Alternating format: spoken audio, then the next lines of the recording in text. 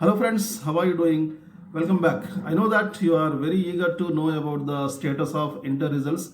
Paper correction is over in both TS and AP. All the subjects paper correction is over. Now the coding process is going on. What is coding process? Coding means collecting the OMR sheets, third part 3 of OMR sheets, and scanning them and computerizing and means uploading the marks into computers. This process is called coding process. Now it is going on. Board is striving hard to make the results error free this time. So guys, don't be panic, be cool, be cool. This time there will be no mistakes hopefully. So now come to the point. The expected results date for second year will be announced first in both TS and AP.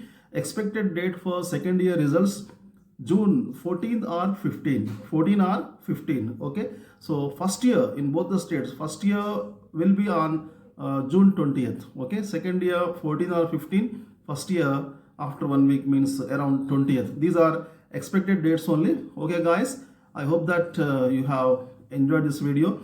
Please keep watching my videos. I will update you time to time, and please like, share, comment and subscribe to my channel. Thanks for watching. We meet again very soon with another interesting topic. Till then, take care. Bye bye. Jai Hind.